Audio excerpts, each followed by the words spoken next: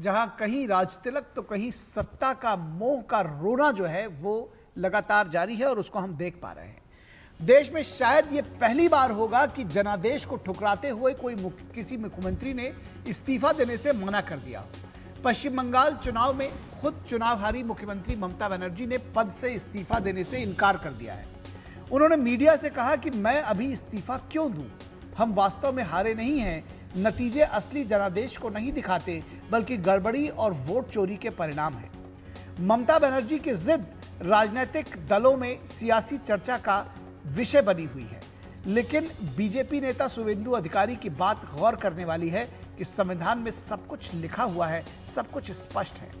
इस बीच चुनाव आयोग ने पश्चिम बंगाल में नई विधानसभा के गठन के लिए अधिसूचना जारी कर पश्चिम बंगाल में चुनाव प्रक्रिया लगभग पूरी कर ली है। निर्वाचन आयोग ने पश्चिम बंगाल में चुनावी प्रक्रिया पूरी होने के बाद राज्य में नई विधानसभा के गठन के लिए आज एक अधिसूचना जारी की।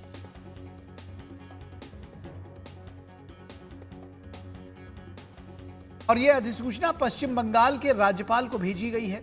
मुख्य निर्वाचन अधिकारी मनोज कुमार अग्रवाल ने कहा कि इसका चुनाव आयोग से कोई लेना देना नहीं है कि मुख्यमंत्री है या नहीं।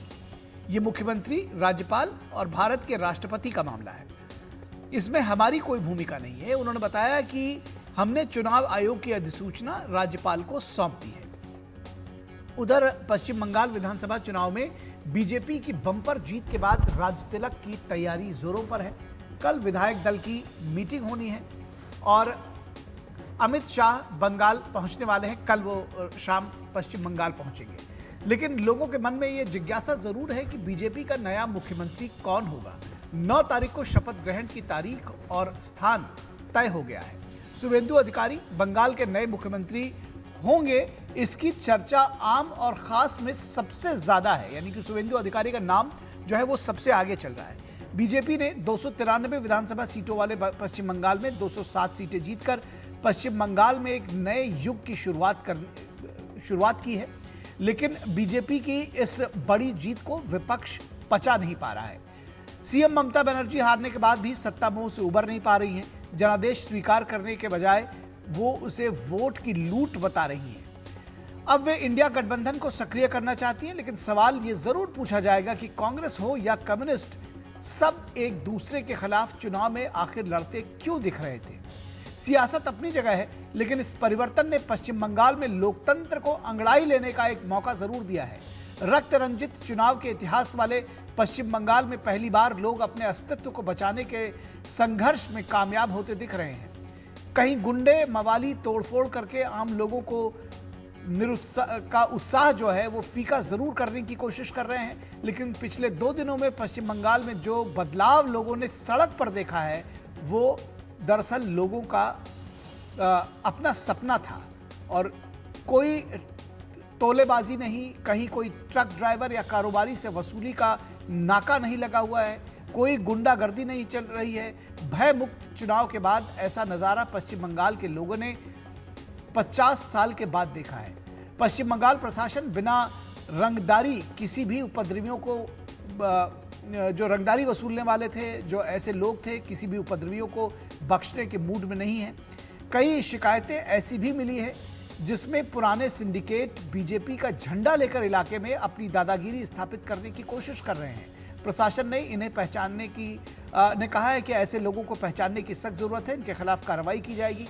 ये जीत पश्चिम बंगाल के आम और खास को खुशियां मनाने का अवसर दे रही है।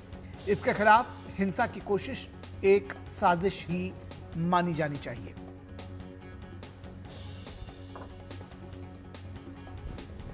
और पश्चिम बंगाल में मुख्य चुनाव अधिकारी मनोज कुमार का कहना है कि अब राज्यपाल ही नई असेंबली का चुनाव करेंगे। हम लोग नोटिफिकेशन ऑफ इलेक्शन कमीशन दिया है, जिसमें आपके 294 में 293 सीट्स का जो इलेक्शन संपन्न हुआ है। एक फाल्टा का तो आपका रीपोल होगा 21 तारीख को। 293 सीट्स में कौन जीता है 293 सीट्स में, वो उसकी लिस्ट दे दी। अब नई असेंबली कॉन्स्टिट्यूट करेंगे ऑनरेबल गवर्नर। और कभी सहयोगियों को धता बताने वाली, उनके साथ न खड़ी होने वाली पश्चिम बंगाल की सीएम ममता बनर्जी ने अब गठबंधन के साथियों का आह्वान किया। क्या कहा उन्होंने, आइए आपको सुनाते हैं। I am grateful to all my India team's leaders. Sonia ji rang up me, Rahul Gandhi rang up me, Arvind Kejriwal, Uddhav Thackeray, Akhilesh Yadav, Tejaswi, Hemant Soren Yadav, Jharkhand Chief Minister, all the allies of United India Alliance, Indian Alliance, they said we are totally, absolutely with you. I think our solidarity will be united and strong. तो आपको याद होगा कि ममता बनर्जी ने, TMC ने लोकसभा चुनावों के दौरान इंडी गठबंधन का पालन नहीं किया था। जो गठबंधन बना था, ममता दीदी उसमें सक्रिय जरूर थी, लेकिन पश्चिम बंगाल में उन्होंने कांग्रेस को भी सटने नहीं दिया था अपने साथ में, और लेफ्ट को भी नहीं लगने दिया था। और खैर जो विधानसभा चुनाव हुए उसमें तो वो अकेले ही लड़ी थी, लेकिन अब उनको अपने इंडी गठबंधन के साथियों की याद आ रही है। ये इसको कहते हैं समय का चक्र और राजनीति। फिलहाल बीजेपी प्रवक्ता संबित पात्रा का कहना है कि इंडी गठबंधन के लोग चुनाव आते ही एक दूसरे के खिलाफ हो जाते हैं और फिर एक साथ भी आ जाते हैं। ये 5 राज्यों में चुनाव हो रहे थे, क्या हो रहा था इंडी गठबंधन का? राहुल गांधी जाके ममता जी के खिलाफ बोल रहे थे, ममता जी कांग्रेस के खिलाफ बोल रही थी, एक दूसरे के खिलाफ वो लड़ रहे थे। फिर काहे का इंडी गठबंधन? ये काहे का इंडी गठबंधन और किस चीज के गठबंधन को लेकर ये लड़ रहे हैं? लेफ्ट के खिलाफ तो कांग्रेस पार्टी लड़ रही थी केरल में, और अब वो बोल रहे हैं कि हम इंडी गठबंधन है। ये इंडी गठबंधन केवल एक फोटो अपॉर्चुनिटी के लिए सारे लोग एक दूसरे का हाथ पकड़ करके खड़े हो जाते हैं, उससे होता जाता कुछ नहीं है। संबित पात्रा का कहना है कि सब लोग साथ खड़े होते हैं, उससे होता जाता भी कुछ नहीं है। बहरहाल ये बीजेपी की अपनी प्रतिक्रिया है, लेकिन बीजेपी नेता दिलीप घोष का कहना है कि दुनिया भी छोड़कर जानी पड़ती है तो कुर्सी का क्या मोह करना। भैया दुनिया छोड़ना पड़ता है एक दिन, गद्दी तो 2 दिन का है। ये भ्रम में न रहे कि उनका पैतृक संपत्ति है। जनता ने उनको 15 साल समय दिया, सिवाय भ्रष्टाचार और हिंसा के कुछ नहीं किए। लोगों का जीना हराम कर दिया। एक डॉक्टर बेटी की रेप मर्डर हुई, उसका न्याय तो नहीं मिला। उनकी मां को जिस भाषा से उनके पार्टी के लोगों ने अपमान किया है, जनता भूला नहीं है, इसका हिसाब होगा।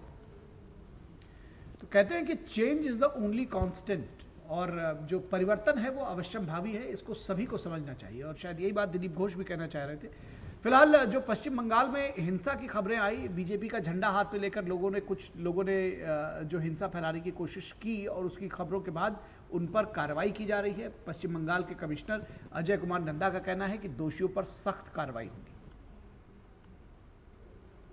एक्शन लिया जाएगा। अभी पहले जो जेसीबी का मतलब जो घटना हुई है उसको पहले कंटेन करेंगे, पुलिस का फॉलोअप एक्शन होगा।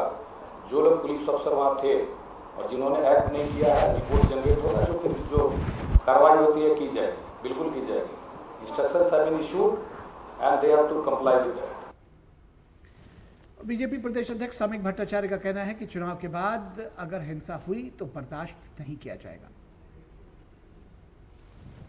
पोस्टपोल वायलेंस बंद होगा, यही कमिट किया था चुनाव आयोग। आज चुनाव आयोग को देखना पड़ेगा, अभी भी चुनाव आयोग के हाथ में है। उतारिए मैदान में, जो कुछ कर रहा है करिए, लेकिन ये बंद होना चाहिए।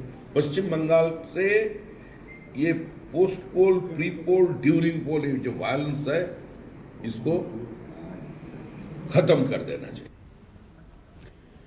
तो पश्चिम बंगाल की पूरी सियासत पर बातचीत करने के लिए हमारे साथ खास मेहमान जुड़े हुए हैं, उनसे आपका परिचय करा दें। हमारे साथ अनिरुद्ध प्रताप सिंह जो कि बीजेपी के प्रवक्ता हैं, हमारे साथ जुड़े हैं। अनिरुद्ध जी, बहुत स्वागत है आपका। हमारे साथ मोहम्मद एहतशामुल हक जो कि टीएमसी के नेता हैं और टीएमसी का पक्ष रखेंगे यहाँ पर, हमारे साथ एहतशामुल हक भी जुड़े हुए हैं। और उसके साथ विनोद मिश्रा हमारे कंसल्टिंग एडिटर हमारे साथ जुड़े हुए हैं, और थोड़ी देर में हमारे संवाददाता भी हमारे साथ जुड़ेंगे, उनसे भी हम लेंगे ग्राउंड जीरो की रिपोर्ट। लेकिन विनोद मिश्रा जी, सबसे पहले आपके पास आते हैं। पूरा जो सत्ता परिवर्तन हुआ पश्चिम बंगाल में वो अभूतपूर्व था। कहा जा रहा है कि भाई एक नई रोशनी, एक नई किरण और स्वतः स्फूर्त जो है लोगों में जो खुशी है वो देखी जा सकती है। लेकिन बावजूद इसके जिस तरह से ममता दीदी ने जो हठधर्मी दिखाई है और वो कह रही हैं कि हम इस्तीफा नहीं देंगे, क्या संदेश दरअसल, क्योंकि मुझे लगता है कि वो हठधर्मी के साथ साथ कहीं ना कहीं मैसेजिंग भी देते रहते हैं पॉलिटिक्स में। मैं इसको समझना चाहता हूं आपके जरिए कि क्या कोई मैसेज देना चाहती हैं, या उनको लगता है कि अगर हम इस्तीफा नहीं देंगे तो कोई संवैधानिक स्थिति सामने आ जाएगी, क्या वो चाहती क्या है? निखिल, कहते हैं ना कि हवेली की उम्र 60 साल, तो कुछ ना कुछ तो ये परिवर्तन का जो ये है सबकी एक उम्र होती है। लेकिन ममता बनर्जी जो 8 बार के एमपी का चुनाव जीती है, कई बार से केंद्र में मंत्री रही हैं, बीजेपी के सरकारों में भी और कांग्रेस के सरकारों में भी, यूपीए के सरकारों में भी कद्दावर मंत्री रही है, 3 बार से लगातार विधायक है।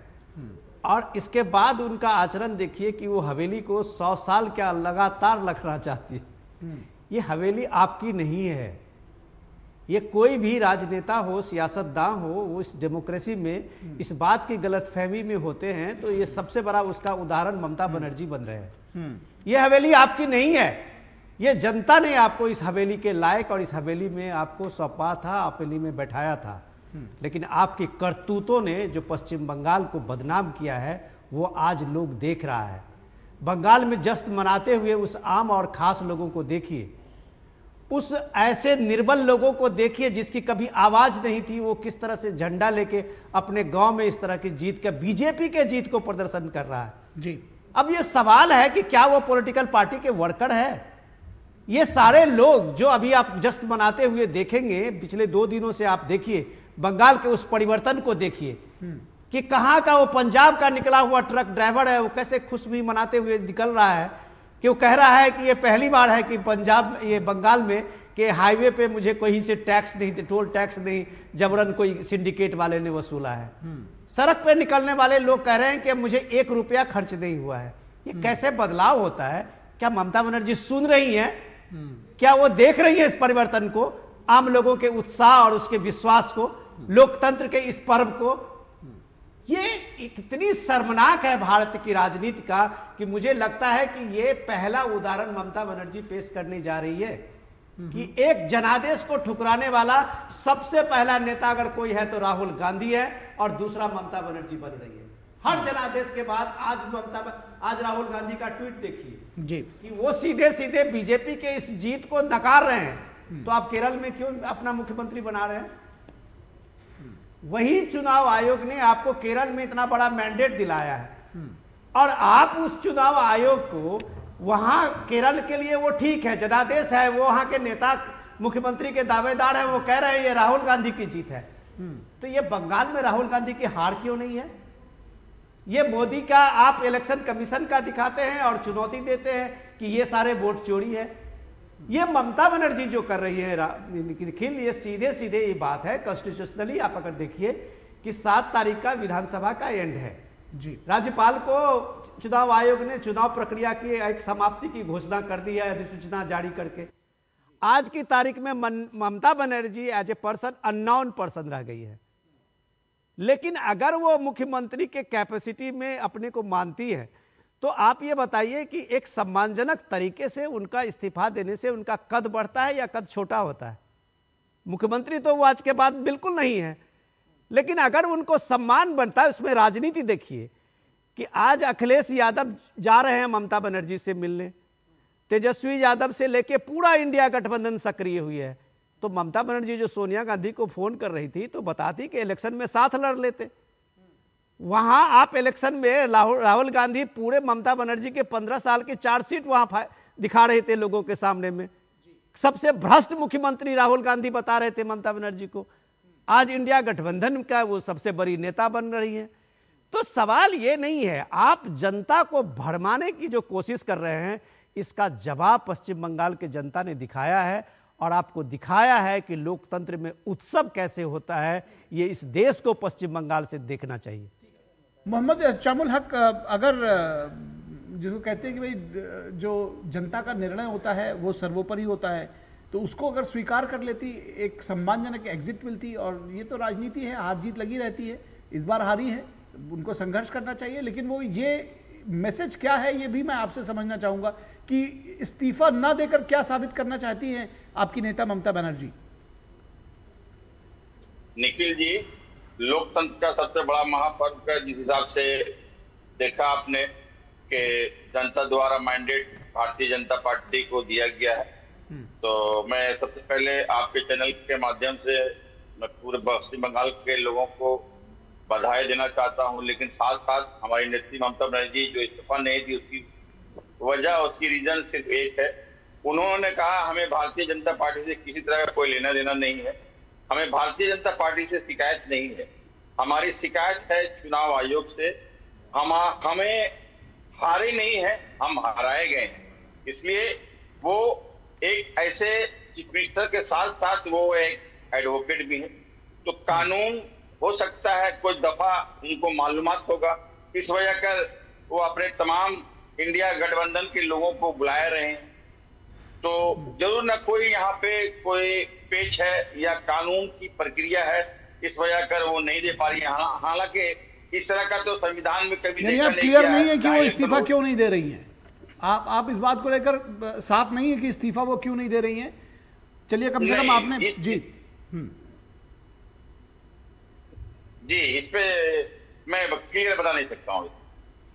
अच्छा तो आप बता नहीं सकते साहब, कम से कम लोकतंत्र की मर्यादा को तो जानते हैं अपने नेता से ज्यादा। मैं तो बधाई दे दिया हूँ। मैं साधुवाद सर, बिल्कुल यही बात मैं कहना चाह रहा हूँ कि आप प्रशंसा के पात्र हैं कि कम से कम आपने एक व्यक्ति के तौर पर, एक नागरिक के तौर पर, एक राजनीतिक दल के कार्यकर्ता के तौर पर कम से कम पश्चिम बंगाल की जनता को बधाई दी।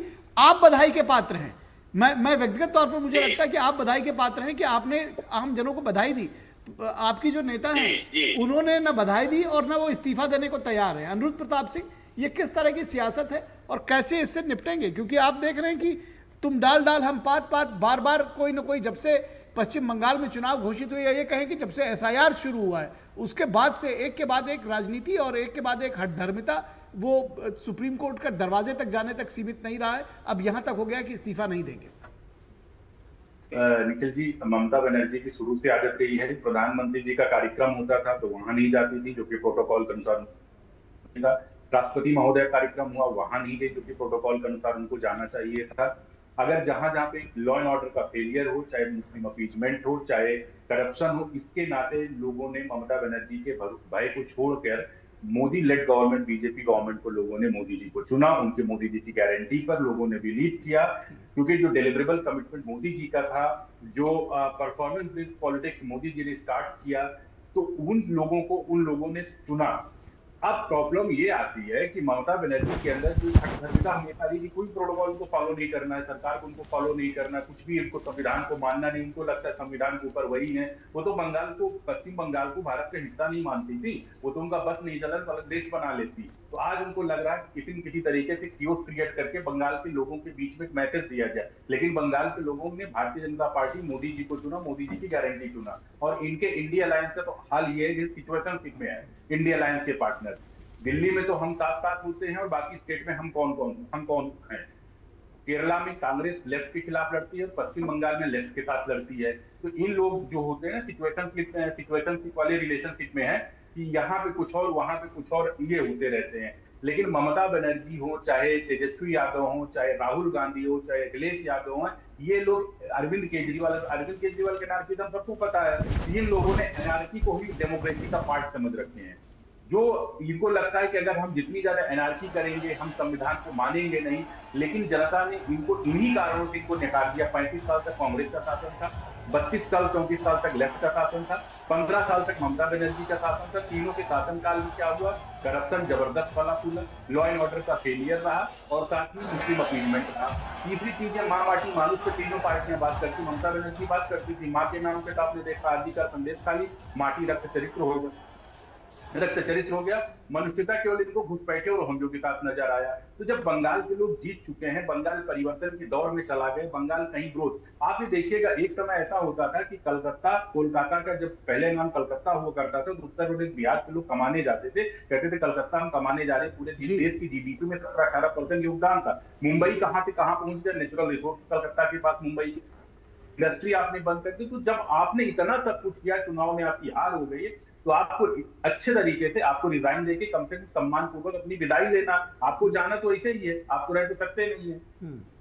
बिल्कुल ठीक बात है। और ये मैं जो तस्वीरें अभी चल रही हैं इनके विषय में थोड़ा बातचीत भी मैं करना चाहूँगा। ये तस्वीरें मैं चाहूंगा कि शाबुल हक जी आप भी देखें इसको। विनोद जी आपसे इसको समझना चाहेंगे, आप ये जो देख रहे हैं जिस तरह से हाथ में लोग झंडा लेकर उत्साहित आनंदित एक जैसे कोई है ना उत्सव मनाते हैं, उस तरह से ये भीड़ है, दरअसल ये पश्चिम बंगाल में आम लोगों की जीत के तौर पर इसको देखा जाना चाहिए। एक परिवर्तन है, एक नई सुबह है, और कई लोग तो उसको कह रहे हैं कि 50 वर्षों के बाद खुली हवा में सांस लेने की आज़ादी जैसे लोगों को मिली हो, इस तरह की फीलिंग है लोगों में, और यही वजह है कि ये जोश और उत्साह दिखता है। विनोद मिश्रा जी, मैं एहतसाम साहब को कम से कम ये तो सैल्यूट करूंगा कि आज के ये जो जश्न है उस जश्न को वो पहचान रहे हैं। ये कोई पार्टी का जश्न नहीं है, ये उस आम लोगों के जश्न है जिसको आप गरीब गुरबा मान के उसको हाशिए पे धकेल दिए थे, जिसको राहुल गांधी कहते हैं ना आधी आबादी का हक, और ये बात जब वो कहते हैं और उसमें गिनते हैं कि सेक्रेटरी कितने हैं, तो देख लें उस जश्न मनाने वाले में वो लोग कितने हैं। वो देश का झंडा लहराने वाले को देखें वो कहाँ का है और कहाँ से आया है। वो आज देखें वो संदेश खाली में, जहाँ वो पिछले इलेक्शन में जिस परिवार को भगाया था पोस्ट पोल वायलेंस के बाद, वो कैसे शंख बजाते हुए घर लौटा है। वो देखें उस परिवारों को जिस परिवार में ये शर्त रखी गई थी कि तुम इलेक्शन तक लौटोगे नहीं, वो कैसे लौटा है। क्या बात करते हैं आप लोग, लोकतंत्र को किस तरह से आप लोगों ने एक तरह से बंधक बना रखा था। मैं दूसरी बात कह रहा हूं निखिल, ये लोग बड़ी डेटा की बात करते हैं। आज ही मैं एक अखबार में पढ़ रहा था कि SIR की बात करके ममता बनर्जी जो खुद की बात कर रहे हैं ना, मैं वही बात आपको बता रहा था कि लोग कहते हैं कि इतना वोट कट गया, इतना वोट नहीं पड़े। अभी जो डेटा है उसमें आप ये देखिए कि SIR के बाद जो नंबर ऑफ सीट्स है, जो हाई टर्नआउट के बाद जो ये सीट का ये हुआ है, रिजल्ट का परिणाम का देखिए, 40 सीटों में 22 सीटों में 29,000 से ज्यादा ममता बनर्जी की TMC पार्टी ने लीड ली है। 40 सीटों की मैं बात कर रहा हूं, 29,000 से ज्यादा। तो जितने डिलीशन हुए 10,000 के मान लीजिए एवरेज डिलीशन हुए, उससे कई गुना ज्यादा आपकी पार्टी ने, कई विधायकों ने जीत का परचम लहराया है। बीजेपी का उसमें नंबर कम है। अब आप ये देखिए कि आपको जीत में कहीं भी डिलीशन का कोई इफेक्ट नहीं पड़ा है, लेकिन आप खुद चुनाव हार गई हैं। खुद ममता बनर्जी, अगर आप सोचिए 3 बार के मुख्यमंत्री 15,000 से ज्यादा वोट से हारती है, तो क्या उनको SIR ने हरा दिया? और फिर वो 40 जो विधायक उनके जो जीते हैं, जिनको पिछली बार से ज्यादा रिकॉर्ड वोट मिला है, तो क्या उसको SIR ने जिता दिया? क्या तर्क है भाई आपका? सवाल इससे बड़ा इंपॉर्टेंट ये है कि ये जिद जो है ममता बनर्जी जो एक अपना हठपन दिखा रही हैं, संविधान की बात तो आप छोड़ दीजिए, उसमें तो ये संविधान पॉकेट में रखने वाले की बात अभी सुनते भी नहीं होंगे कि ये कौन सी संविधान की रक्षा हो रही है। लेकिन आप जो पब्लिक डिस्कोर्स में मैसेज दे रहे हैं और अखिलेश यादव जो उठ के वहाँ जा रहे हैं, तो सवाल इसका सबसे बड़ी बात समझने की ये है कि ये जीत बंगाल की जीत आम गरीब गुरबा की जीत है, जिसको ये इंडिया गठबंधन के लोग नकारते हुए दिख रहे हैं। उसकी अहमियत को आप नकार रहे हैं, उसको आप सांप्रदायिक बता रहे हैं। तो ये जीत आपको, ये तरह का नैरेटिव आपको महंगा पड़ेगा। कोई भी गठबंधन हो, अगर आम लोगों के इस जीत को अगर आप नकार रहे हैं, तो आने वाले दिनों में फिर एक चुनाव होगा, आपको फिर यही जीत रिपीट होगी। मैं एक डेटा और इसमें जोड़ दूं कि लगभग 200 सीटें ऐसी हैं जहां पर बीजेपी ने जीत दर्ज की है। वो जीत उस संख्या से, यानी कि SIR के चलते जो वोट्स डिलीट हुए हैं, वो उस मार्जिन से ज़्यादा है। यानी कि अगर ये SIR नहीं भी होता तो भी बीजेपी वहां पर जीत दर्ज करती। तो ये जो कहना कि ये इसकी वजह से हो गया है, जो ये लूट लिया है, सरकार ही लूट ली, इस तरह की जो बातें कर रहे हैं, वो दरअसल अपने आप को धोखा देने की कोशिश कर रहे हैं और जनता को बेवकूफ़ बना रहे हैं। यहाँ एक छोटे से ब्रेक के लिए रुकेंगे और ब्रेक के बाद वापस लौटेंगे, तो इसी चर्चा को हम जारी रखेंगे। हमारे साथ मेहमान जो है हमारे वो बने हुए हैं, रुकेंगे ब्रेक के लिए।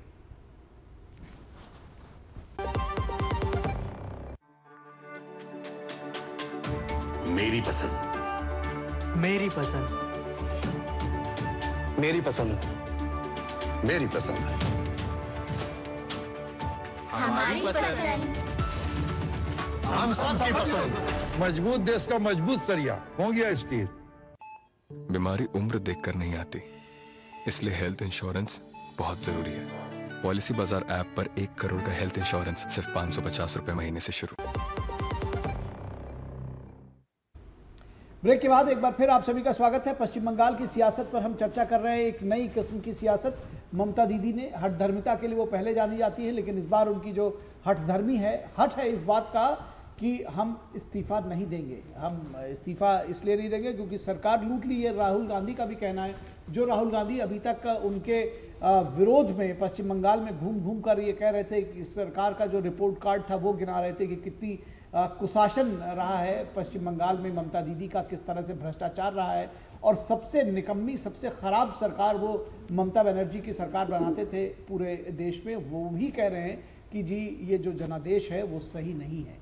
तो इस पूरे विषय पर चर्चा कर रहे हैं। हमारे साथ खास मेहमान जुड़े हुए हैं। अनिरुद्ध प्रताप सिंह बीजेपी के प्रवक्ता हमारे साथ जुड़े हैं, उनके पास जाएंगे, उनका रुख करेंगे। अनिरुद्ध जी, आपसे जानना समझना चाहेंगे कि आखिर ये जो पूरा जिस तरह से ये बार बार कहा जा रहा है कि ये तो चुनाव लूट लिया, ये तो सरकार लूट लिया, और एक ये हठधर्मिता जो सामने आई उस पर तो हमने देखा ही, ये क्या कोई मैसेजिंग देने की कोशिश अभी भी की जा रही है पूरे देश में? क्योंकि ये जो एक नया ट्रेंड आ गया है कि जनादेश का निरादर करो, कम से कम सर आंखों पर उसको न रखो, ये लोकतंत्र को भी कमजोर करता है और लोगों के को भी एक तरह से अपमानित करता है।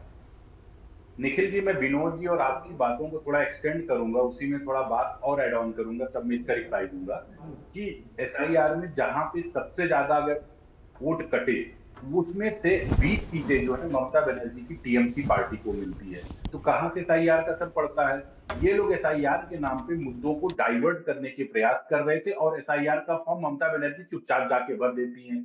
तो जाहिर सी बात है कि चाहे अभी चुनाव से पहले वही राहुल गांधी जाके कहते थे ममता बनर्जी का 15 साल का चार्जशीट लेके चलते थे, कहते अपीजमेंट उन्होंने इतना कर दिया, एक वर्ग के प्रति ऐसी हालत उनकी हो गई, और वही केरला में जाके वही चुनाव आयोग उनको जिताता और वही पॉइंट पे जाके वोट लेने की तैयारी कर बैठते। तो ये लोग डबल स्टैंडर्ड बार बार करते हैं कि अगर वायनाड में चुनाव जीतते हैं, केरल में चुनाव जीतते हैं तो अच्छा है, अगर बंगाल में अपने कुकर्मों की वजह से या असम में अपनी चुनाव नहीं जीत पाते और बंगाल में चुनाव हार जाते हैं तो ये कहते हैं नहीं पौंडचेरी में हालत होती। भाई एसआईआर तो तमिलनाडु में हुआ, वहां टीवी के जीतती है, इसमें ऐसी कौन सी बातें हैं? एसआईआर तो अगर बात हो चर्चा चलेगी तो लोग कहेंगे फिर नेहरू जी का नाम क्यों ले लिया? भाई नेहरू जी के टाइम से हुआ था, इंदिरा जी के ड्यूरेशन में हुआ, राजीव जी के ड्यूरेशन में, लाल बहादुर शास्त्री जी के ड्यूरेशन में हुआ, नरसिंह राव जी के ड्यूरेशन, सबके ड्यूरेशन में हुआ, कैसे नहीं हो सकता है? लेकिन वोटर लिस्ट का शुद्धिकरण जरूरी होता है भाई, उसमें डिलीशन, अपग्रेडेशन और एडिशन तीन ही चीज होता है। तो ये लोग क्या है कि अपने कामों को नहीं देखेंगे, अपने एजेंडा को नहीं देखेंगे। बार बार पहले ईवीएम पे ये लोग ठीकरा फोड़ते थे चुनाव हारने के बाद, फिर उसके बाद वोटर लिस्ट पे, फिर उसके बाद में ये कहने लगे चुनाव आयोग की। अरे कम से कम आप अपने काम को देखो। अगर आप अपीजमेंट एक बार का केवल करेंगे, करप्शन आप व्याप्त रखेंगे, आपको 15-15 साल का मौका मिला, कांग्रेस को तो 35 साल का मौका मिला, लेफ्ट को तो 32 साल का मौका मिला। अगर आप केवल कॉन्टिन्यूअस तीन चीज करते जाएंगे, अपीजमेंट करेंगे एक बार का, लॉ एंड ऑर्डर का फेलियर रहेगा, करप्शन अगर व्याप्त रहेगा। भाई महिला आरक्षण पे आपने क्यों नहीं साथ दिया? सरकार का साथ देते ना, तब तो आप चुप होकर भाग गए। तो महिलाओं ने बढ़ चढ़ के भारतीय जनता पार्टी की ओर वोट किया। जी बिल्कुल, निश्चित तौर पर। एहतशामुल हक साहब, आपको लगता है कि अब कम से कम पब्लिक के बीच में जाना चाहिए? क्योंकि ये भी खबरें इस तरह से आई है कि बीजेपी के भी कई जो विधायक चुने गए हैं वो गए हैं टीएमसी के, जो लोग हैं टीएमसी के दफ्तरों में भी गए हैं, अलग अलग जिलों में, अलग अलग जगहों पर। उन्होंने कहा है कि अब रचनात्मक विपक्ष की भूमिका निभाइए, साथ आइए, साथ मिलकर पश्चिम बंगाल का विकास करेंगे। आपको लगता है कि एक रचनात्मक विपक्ष की भूमिका निभाने का वक्त है और पब्लिक का दिल तो कभी भी जीता जा सकता है? ये जो लोकतंत्र है उसमें चुनाव तो हार जीत लगी रहती है। ये तो निखिल जी, ये स्पष्ट रूप से जो बात कह रहे हैं आप सही कह रहे हैं, लेकिन मैं यहाँ पर एक बात करेक्ट करना चाहूंगा। जिस हिसाब से अभी हमारे अनिरुद्ध भाई बोल रहे थे कि 20 सीट जो है, जहाँ एसआईआर के अगेंस्ट में जो 20 सीट जो ममता बनर्जी की इसमें पार्टी जीती है, तो उसमें मैं आपको कहना चाहता हूँ कि वो 20 सीट में समझ लीजिए 9 सीट मुर्शिदाबाद की बात कर रहे हैं, वहाँ 90% मुस्लिम आबादी है, ये बात समझना होगा। 6 सीट समझ लीजिए मालदा का है, वहां भी 60% से एबव कम्प्लीटली मुस्लिम आबादी है, ये भी समझना होगा। और 5 सीट उत्तर दिनाजपुर की है। तो ये 20 सीट की जो एक्सप्लेन कर रहे हैं तो वो मुस्लिम डोमिनेटेड इलाका, इस वजह कर वहां से समझिए कि तृणमूल कांग्रेस जीती है। अब आइए, आप जिस हिसाब से आपने कहा, देखिए ठीक है, लेकिन ये सरासर देखिए आप देखिए पिछले मेरे 23 जिला में 9 जिला में हम स्लीपर आए हैं। इस तरह का हमने कभी प्रदर्शन मतलब नहीं किया है जिस हिसाब से। तो ये सवालिया निशान देखिए कहीं न कहीं ये चुनाव आयोग से हम लोग डे 1 से लड़ रहे हैं। ये भी एक हमारा समझिए पहलू है। ये भी बात समझना होगा, देश को भी समझना होगा, दुनिया को भी समझना होगा। जी देखिए, इसके पक्ष में नहीं, जनता के जनादेश के पक्ष में हमें जनता लोकतंत्र का पर्व का समझ लिए, ये हमारा संविधान का सबसे बड़ा खूबसूरती है। भारत का हमारा दुनिया का सबसे बड़ा लोकतंत्र, और इस लोकतंत्र का पवित्र ग्रंथ संविधान, और संविधान ने हमें मौलिक अधिकार दिया है कि मैं किसे वोट दूं। उसका रिजल्ट का फलाफल निकला 2 दिन पहले। चलिए ये बहुत अच्छी बात है। रिजल्ट के हिसाब से कि बीजेपी को फुल मेजॉरिटी 207 सीटें मिली है, तो मैं उसके लिए बधाई दूंगा, लेकिन क्रिटिसाइज करूंगा इसलिए कि हमारे साथ कहीं न कहीं समझ लीजिए चुनाव आयोग द्वारा नाइंसाफी हुआ है। और मैं एक बात कहना चाहता हूं, जिस हिसाब से आफ्टर प्री पोल जो परिस्थिति पूरे पश्चिम बंगाल में तांडव मचाया जा रहा है, ये हम समझते हैं कि अगर भय वाली बात भारतीय जनता पार्टी कहती है, तो ये गुज़श्ता परसों से जो परिस्थिति पूरे पश्चिम बंगाल में है, हमारे जितने भी पार्टी ऑफिसर को तोड़ कर के जुल्म करना, ये तो तमाम रिकॉर्ड को मैं विनोद जी को भी कहूंगा कि आप इसमें एक्सप्लेन, तमाम रिकॉर्ड को बीट कर दिए। ठीक, तो ये हमारे मोदी जी परसों कहे थे, मोदी जी हमारे आदरणीय प्रधानमंत्री जी कहे देश के लोगों से कि मुझे बदला नहीं, बदलाव चाहिए। बिल्कुल ठीक है। इस पर भी चर्चा को आगे जारी रखेंगे, इस पर भी चर्चा को आगे बढ़ाएंगे। लेकिन एक बात मैं कह के और फिर एक छोटे से ब्रेक पर जाऊंगा, ब्रेक के बाद वापस लौटेंगे, इस चर्चा को जारी रखेंगे। लेकिन एक छोटी सी बात यह है कि जब किसी की कोई भी व्यक्ति लगातार सफलता के ट्रैक पर होता है और वो असफल हो जाए, तो पहले वो डिनायल मोड में आता है। आप कह रहे हैं कि 9 जिलों में आप सिफर पर रहे हैं, जनता ने वोट नहीं दिया है। इस बात को पहचानने की, इस बात को जिसको कहते हैं ना कि हाजमा दुरुस्त करिए, इस बात को पचाने के लिए कि आपको जनता ने वोट नहीं दिया, उनके बीच में जाइए, काम करिए। रुकेंगे एक ब्रेक के लिए, ब्रेक के बाद वापस लौटेंगे, इस चर्चा पर जारी रखेंगे इसको।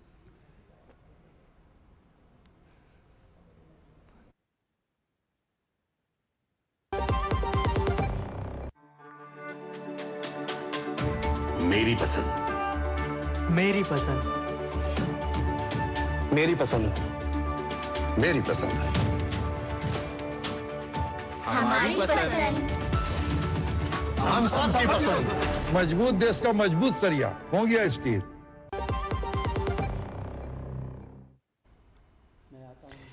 ब्रेक के बाद एक बार फिर आप सभी का स्वागत है। पश्चिम बंगाल की सियासत पर चर्चा हो रही है। अनिरुद्ध प्रताप सिंह बीजेपी के प्रवक्ता, मोहम्मद एहतशामुल हक टीएमसी के नेता हैं और टीएमसी का पक्ष रख रहे हैं, वो राजनीतिक विश्लेषक भी हैं, और विनोद मिश्रा हमारे कंसल्टिंग एडिटर, वो भी हमारे साथ जुड़े हुए हैं इस पूरी खबर पर बातचीत करने के लिए।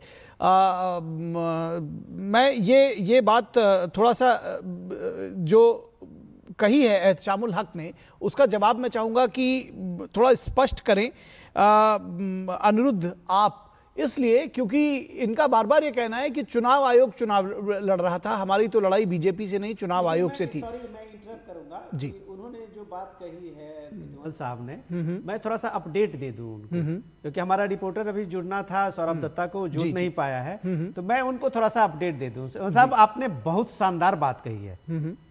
आपने जो बात कही है उस बात को तो मैं यहाँ से एहतराम करता हूँ और सलाम भी करता हूँ कि ये डेमोक्रेसी है, और डेमोक्रेसी में ये चीज़ें जो है, इसको हर हार जीत के बाद इसका जो एक वेलकम होता है और जेस्चर होता है, वही उसका इम्पोर्टेंट होता है। अभी मैं ये चीज़ आपको बता रहा हूँ कि वहाँ बीजेपी के ही जो नेता हैं, पार्टी के अध्यक्ष हैं, वो जाके नवादा में सेक्रेटरी से मिले हैं, चीफ सेक्रेटरी से, और उन्होंने उनको इंश्योर करने के लिए कहा है कि बंगाल में पोस्ट पोल वायलेंस का जो एक परंपरा है, इतिहास है, इसको अब खत्म होने चाहिए। जी। डीजीपी का अभी आपने देखा होगा कि हमने उसका साउंड बाइट चलाया था, उन्होंने कहा कि हम किसी भी रंग को नहीं देखेंगे, हाँ। जहां भी किसी तरह की बातें होगी, और एक तरह से आप सोचिए कि उन्होंने पूरी तरह से 24/7 का उन्होंने हेल्पलाइन जारी किया है। जी। ये सब हो रहा है, ये हो रहा है। सवाल इससे इम्पोर्टेंट ये है जी कि टीएमसी के लोग, जिस तरह से आपने देखा होगा कि ये पीएम मोदी ने जो कार्यकर्ताओं की मीटिंग हुई थी, उसमें सीधे सीधे कहा था बदला नहीं, बदलाव की बात हम करेंगे। और ये बदलाव सबकी बात, बदलाव की बात होगी। सबके परिवर्तन का फायदा जो है, डिविडेंड सबको मिलता है, ये आपने भी देखा होगा। लेकिन सवाल है जो जेस्चर आप ये देखिए कि शुभेंदु अधिकारी, जिसकी सबसे ज्यादा चर्चा है चीफ मिनिस्टर को लेके, भवानीपुर में इलेक्शन खत्म होने के बाद शुभेंदु अधिकारी को हम लोगों ने टीएमसी के वहां का जो कैंप था वहां पे कोको कोला और कोल्ड ड्रिंक पीते हुए देखा है। ये जेस्चर है, ये जेस्चर है कि आज जो वहां पे जो विधायकों का आप हमारे पास है, अब अगर आप कहें तो हम उसको सारे शॉर्ट्स चला दें कि जो जीते हुए कैंडिडेट है बीजेपी के, वो उस जगह पे वहां पे बंगाल में उस जगह पे गए हैं टीएमसी के गुंडों में, जिन्होंने ये किया था, और उसके बाद बीजेपी ने रिएक्ट किया था, वहां जाके परिवार से माफी मांगी है। तो अगर आपको बीजेपी के जो लोग हैं इतने सेंसिटिविटी से इस चीज को दिखा रहे हैं कि मान लीजिए जहां जिस तरह की हुड़दंगी और जिस तरह की बातें हो रही है, वहां लीडरशिप इस बात के लिए तैयार है कि वो किसी भी हाल में इस साजिश को मानती है कि आप उसके रंग में भंग डालने की कोशिश कर रहे हैं, जो भी कोई कर रहे हैं। और यहां आपने पश्चिम बंगाल में देखा है, लेफ्ट के बाद से टीएमसी के इस 15 साल में, इताम साहब आपको हमसे ज्यादा याद है कि किस तरह का उत्पीड़न हुआ था, जगह जगह व्यक्ति देख देख के हुआ था। यही पश्चिम बंगाल है। और दूसरा चीज आपको जो आप बता रहे थे, डेटा में अनिरुद्ध जी के डेटा को करेक्ट कर रहे थे, मैं ये बताऊं कि ये पश्चिम बंगाल ही है सर। कांग्रेस पार्टी के 100% आप कहिए 2 सीट वो उसी मुस्लिम बेल्ट में मिला है, जिसमें आप मुस्लिम बेल्ट कहते हैं। मैं नहीं मानता, लेकिन आप कह रहे थे मुस्लिम बहुल इलाके में, उसी में कांग्रेस पार्टी को मिली है, उसी में सीपीएम को मिला है, उसी में हुमायूं कबीर की पार्टी को मिली है। 100% हैं ये सारे लोग। उसी में ममता बनर्जी के 86 सीट जो भी सीटें मिली है, उसमें 48 सीटें उसी इलाके में मिली है। ऐसा बंगाल आपने देखा होगा क्या? तो ये भी गौर करने की चीज है। और इस गौर करने की चीज है कि ये सबका साथ, सबका विकास की बात जब ये मोदी करते हैं, तो उसके मुख्य धारा में आने के लिए ये बंगाल के जीत ने एक रास्ता दिखाया। बिल्कुल, बंगाल जीत ने एक रास्ता दिखाया। अनिरुद्ध प्रताप सिंह जो आरोप लगातार ये लगा रहे हैं, कह रहे हैं कि हम चुनाव आयोग से लड़ रहे थे, मैं चाहता हूं कि एक बार आप अपनी तरफ से बताएं कि दरअसल चुनाव आयोग ने, आप सभी ने देखा है कि चुनाव आयोग ने तो न्यायिक अधिकारियों के बात सौंप दी थी। सीसीटीवी लगी होने की बात, एहतशामुल जी, ये बात कही जा रही कि सीसीटीवी कभी बंद नहीं हुए थे, और उसके बाद भी ये जो हठधर्मिता है, क्या ये कोई संदेश, कोई मैसेज पूरे देश में ममता बनर्जी देना चाहती है, जिससे बीजेपी को अलर्ट रहना चाहिए? क्या आपको ऐसा लगता है? निखिल जी, मैं एहतशामुल जी आ रहा हूं आपके पास, जवाब ले लूं पहले। निखिल जी, पूरे देश में चुनाव होता रहा है, हुआ भी है, ठीक है। बैलेट के जमाने में बैलेट चोरी कांग्रेस ने, सबने किया होगा, लेकिन चाहे उत्तर प्रदेश समाजवादी पार्टी के साथ चुनाव हुआ, चाहे बसपा के साथ हो, चाहे कांग्रेस के साथ हो, चाहे तमिलनाडु के अंदर चुनाव, कहीं पेवर, आप लोग तो बहुत वरिष्ठ पत्रकार हर जगह आते जाते रहे हैं, आप ये बताइए कहीं के चुनाव में pre poll, post poll, during poll, duration poll, कहीं भी आपने इस तरीके की हिंसा देखी है? 2021 में 300 लोग पोस्ट पोल के बाद मार दिए जाते हैं। इस तरीके से आपने घृणा देखा, किस तरीके से रक्त चरित्र आपने बना के रख दिया कि तो लोगों को क्या लगेगा? तो चुनाव आयोग तो अपना काम कर रहा है। चुनाव आयोग का क्या काम है? सही वोटर होना चाहिए, उसको वोट डालने का अधिकार है, और उसके वोट को कोई रोके ना, और सही जगह पे जहां पे वो डालना चाहिए अपने अधिकार, वोट अधिकार का प्रयोग करे, उसका मौलिक अधिकार है। मौलिक अधिकार का हनन कौन कर रहा था? टीएमसी कर रहे थे, वामपंथ कर रहा था, कांग्रेस कर रहा था। वो कल्चर उन्होंने बना के रख दिया था। हिंसा जैसे होता है ना, तो एक पॉलिटिकल कल्चर पार्ट बन चुका था बंगाल के अंदर। चुनाव आयोग के ऊपर बिना वजह के आरोप लगा रहे हैं। आप अपने कर्मों से, अगर आपको 80 सीट के आसपास मिलती टीएमसी को, तो चुनाव आयोग चाहता तो और भी सीटें अगर इस तरीके से रहता। केरला के अंदर आप चुनाव जीत जाते हैं तो कुछ नहीं, तमिलनाडु के अंदर दूसरी पार्टी आती तब चुनाव आयोग नहीं है, वही एसआईआर तमिलनाडु के अंदर होता। आपने बंगाल का कल्चर, भाई आप अभी क्या कर रही हैं? आप वहां पे रिजाइन दे रही, नहीं दे रही ना, जबरदस्ती का केस क्रिएट कर। इनको लगता है एनार्किज्म, हिंसा, ये पॉलिटिक्स का पार्ट है। बिल्कुल ठीक बात है। एहतशामुल जी, आप कुछ कहना चाह रहे थे? देखिए, मैं कहना चाह रहा हूँ जिस हिसाब से अभी हमारे मैं इनसे कहना चाह रहा हूँ, हमारे सलाहकार संपादक जो हमारे बहुत अच्छे विनोद मिश्रा जी है, मैं उनसे कहना चाहता हूँ कि वो बहुत अच्छी बात कहे कि सबका साथ, सबका विकास, सबका प्रयास। हमारे आदरणीय प्रधानमंत्री नरेंद्र मोदी जी हमारे देश के प्रधानमंत्री है, पूरे कम्युनिटी के प्रधानमंत्री। मैं आप नेशनल टीवी जो समझिए हम समझते पूरा भारत देखता है, तो मैं आपसे पूछना चाहता हूँ 294 विधानसभा में सबका साथ सबका विकास में क्या एक कोई मुसलमान नहीं था?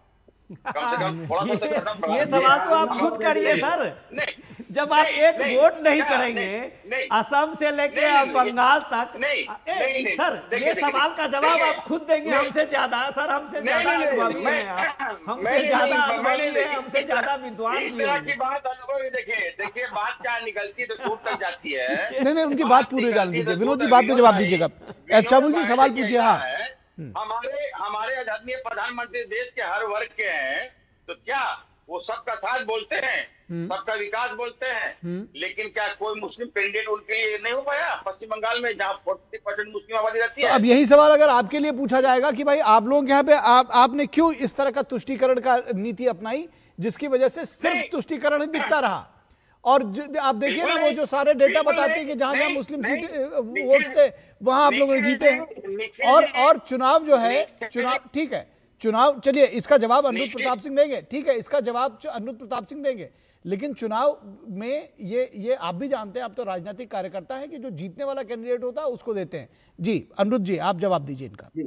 देखिए ये बड़ा इन्होंने ऐसा क्वेश्चन पूछा जिसका सही बात इनको खुद को आत्ममंथन करना चाहिए कि जो इन्होंने पूछा। अभी वहां पे आसाम में चुनाव होता है, लगभग 19 सीट में 18 जो कैंडिडेट होते हैं कांग्रेस के मुस्लिम कैंडिडेट जीतते हैं।